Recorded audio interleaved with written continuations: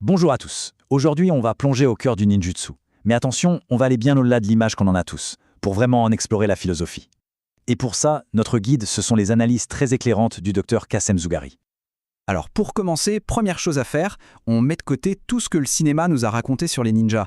C'est vraiment la première étape pour comprendre le fossé qui sépare le mythe de la réalité de cette discipline. En fait, l'image du ninja en pyjama noir qui fait des saltos, c'est une pure fiction. Derrière cette façade, il y a une réalité bien plus profonde, bien plus riche. Et cette phrase du docteur Zougari, elle change absolument tout. D'un coup, on passe du guerrier de film d'action à un être humain dans une quête intérieure. C'est ça le vrai point de départ de notre exploration. Parce que, à l'origine, le ninjutsu, ce n'est pas du tout un spectacle. Il faut s'imaginer un Japon médiéval, une période de guerre civile, de chaos permanent. Dans ce contexte, c'était avant tout un art de survie, un ensemble de compétences très pragmatiques pour s'adapter et durer. On est très très loin du divertissement. Alors, si ce n'est pas le spectacle, c'est quoi le cœur du ninjutsu? Eh bien, pour le comprendre, il suffit de regarder le mot qui désigne ses pratiquants. Le mot, c'est shinobi. Et littéralement, tout est dit. L'essence même du ninja, c'est ça. L'endurance, la capacité à persévérer contre vents et marées, et surtout de le faire en silence. Et regardez la poésie et la puissance de l'écriture japonaise. Le kanji, le caractère, se décompose en deux parties. En haut, on a le pictogramme de la lame, yaiba, et juste en dessous, celui du cœur, kokoro. Une lame juste au-dessus du cœur. C'est une image d'une force incroyable, non? Et l'interprétation qu'en donne le docteur Zougari est saisissante. Endurer, ça pourrait vouloir dire deux choses. Soit porter en soi, en silence, une blessure, un poids, soit vivre avec la conscience permanente du danger, comme si on sentait à chaque instant le fil d'une lame contre sa peau. Et cette idée d'endurance, eh bien, elle nous fait basculer de la simple survie physique à un véritable voyage intérieur, un cheminement personnel pour celui qui pratique. Là, il faut oublier l'idée d'un cours de sport classique. On parle d'un engagement total, d'une relation très forte entre le maître et le disciple. La transmission se fait petit à petit, tout en subtilité. Ça demande une discipline et une sincérité de tous les instants. Et surtout, il faut comprendre que l'échec n'est pas un problème. Au contraire, c'est une étape cruciale de l'apprentissage. Ce proverbe japonais, il résume absolument tout. Tomber 7 fois, se relever 8.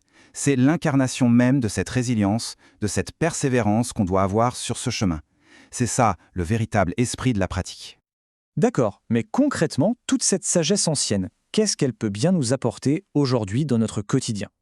On va voir que sa pertinence est assez surprenante, que ce soit au travail ou dans notre vie personnelle. Prenez par exemple cette métaphore, Kajochikuse. D'un côté, il y a l'esprit de la fleur, c'est-à-dire aborder les situations et les gens avec sincérité, avec ouverture, avec une forme de délicatesse. Et de l'autre, la nature du bambou. Être flexible, résilient, plié face à la tempête sans jamais se briser. Imaginez un instant la puissance de cet équilibre dans le management ou tout simplement dans nos relations. Un autre concept fondamental, c'est le shoshin, l'esprit du débutant. C'est cette capacité à aborder chaque nouvelle expérience avec un regard neuf, sans préjugés, comme si c'était la première fois. C'est une qualité essentielle, autant dans le développement personnel que dans le monde professionnel, pour rester humble et continuer à apprendre. Et tout ce cheminement, il mène vers ce qu'on pourrait appeler l'objectif ultime de la maîtrise de soi, Fudoshin, l'esprit immuable, inébranlable. Attention, ce n'est pas un contrôle froid et sans émotion. C'est plutôt un ancrage intérieur si solide que même la plus grosse tempête extérieure ne peut pas nous faire vaciller. Et c'est là qu'on voit à quel point c'est pertinent aujourd'hui. Dans un monde plein de pression, parfois d'environnement toxique, ces principes ne sont pas que de la belle théorie. Ils nous donnent des outils concrets pour observer ce qui se passe sans jugement hâtif et pour agir avec calme et clarté.